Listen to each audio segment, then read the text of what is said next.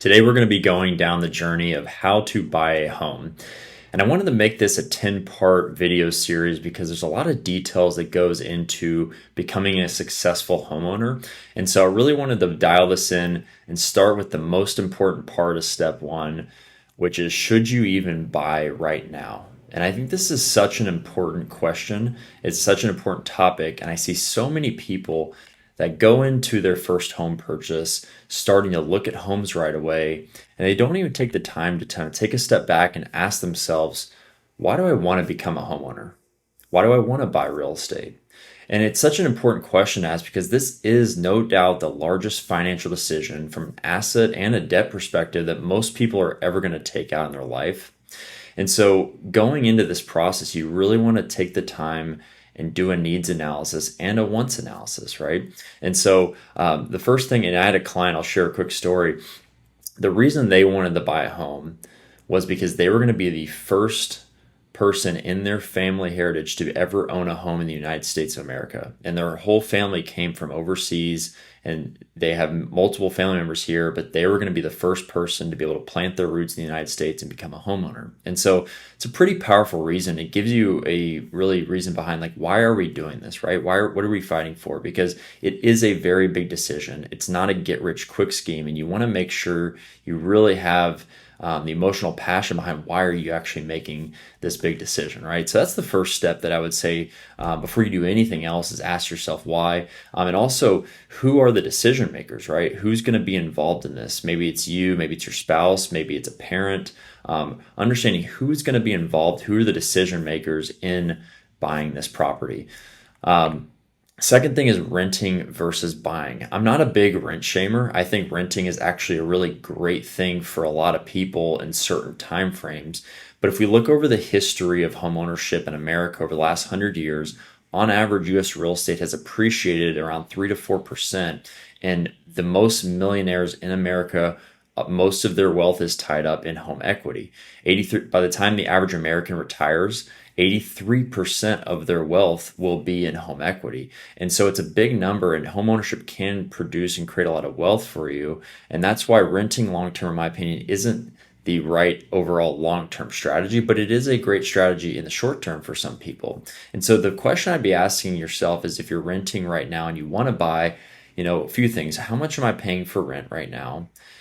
Getting with a lender like myself to go through what you're paying for rent versus what it would be to buy is super important to understand what is the actual net monthly payment, not the gross monthly payment of ownership.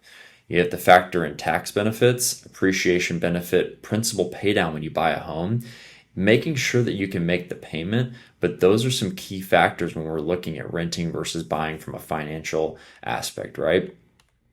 The other thing is time considerations. This is a very big thing before you buy a house, is understanding what is your timeline, how flexible can you be, right? If you're in a rental and you know that your lease is coming due in 30 days, well, we may not have enough time to make that happen. It could be possible, but you might be rushing in and making the wrong decision. But if you're flexible, if you're month to month, if you can break the lease early and we can negotiate through that, those are some things to talk about, right? And so when should you actually close on the property is a very good question. Let's say, for example, that your lease ends in October, right? And you want to buy a home, and let's say it's August right now, so we have 2 months. Well, there is ways to where we can get this done and get you closed and moved in by October. Now, let's take a different scenario, right?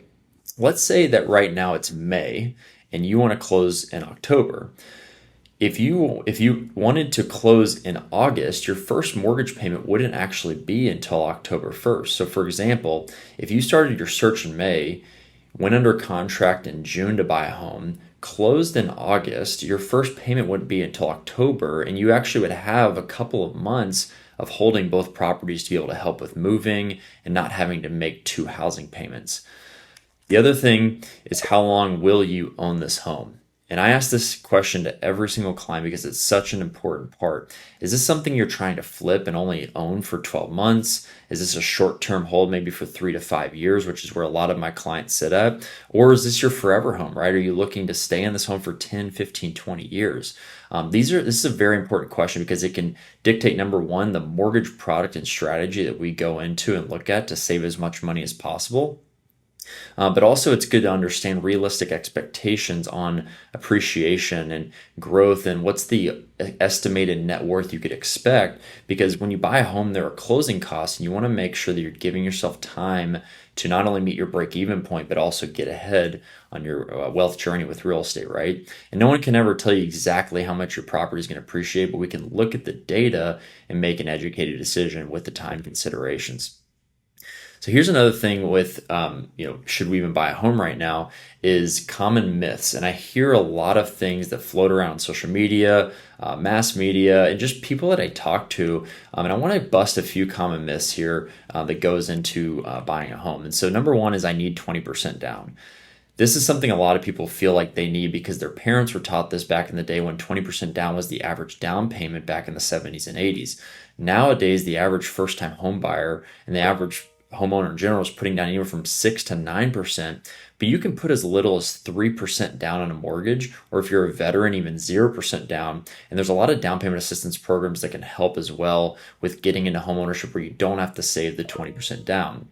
The reason a lot of people think you have to do 20% down is because they don't want to pay for what's called PMI or mortgage insurance.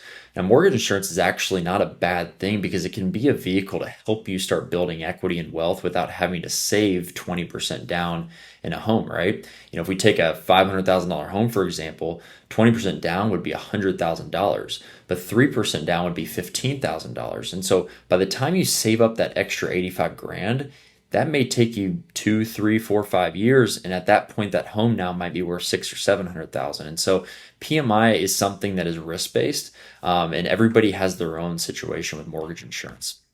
Another common myth is I need a high credit score. And this is a big myth that I want to bust because most people think you need to be in the 700s, high 700s or 800 to become a successful homeowner or get good terms. And the reality is that you can get a mortgage really as low as 600, 620, 580. Now, I think a good rule of thumb and threshold is to get to at least to a 640. That usually opens the doorway for options like FHA and just puts you in the best position in the lower credit bracket. But to bust the myth, you don't need to have an 800 credit score to buy a home. And sometimes people take 2-3 years to build their credit, and they lost a lot of appreciation and value gain that they could have had by buying and using a short-term vehicle with a lower credit score and still getting into home ownership. Third thing is I need to pay off all my debt.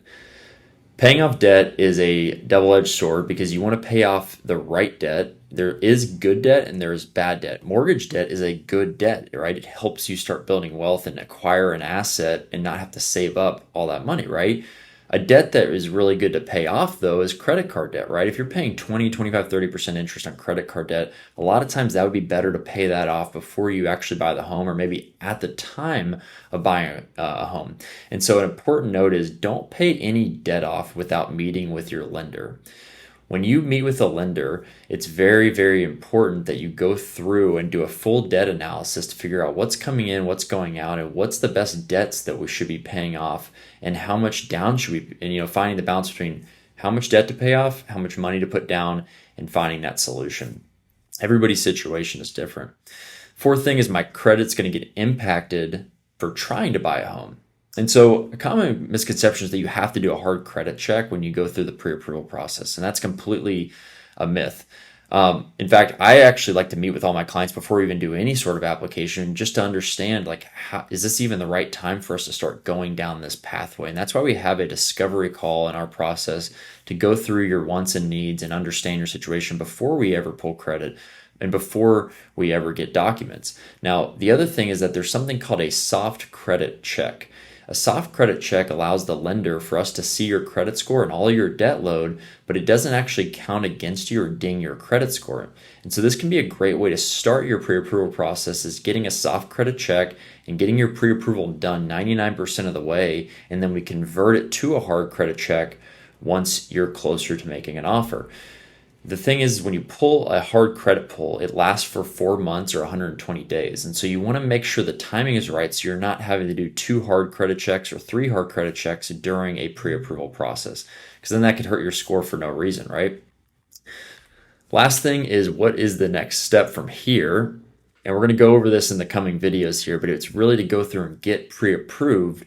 But more importantly, get a personal financial strategy. We call it a PFS with our team, personal financial strategy for your own financial situation, and really have a human touch behind your lending situation. And so I'm excited to go to part two next. If you want to go ahead and get started now, book a discovery call, or just get more educational content, you can scan these QR codes here or in the link below in this video. You can click and get started as well. We look forward to helping you with your home ownership journey.